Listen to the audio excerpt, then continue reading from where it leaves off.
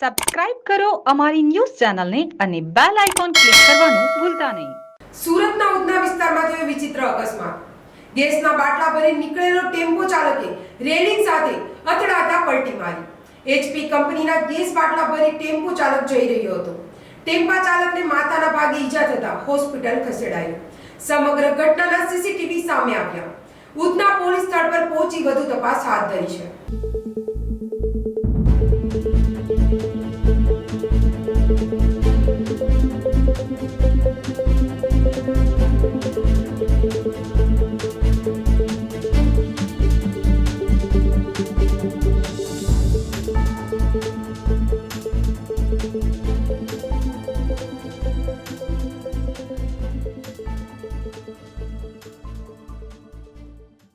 Jamna news Surat.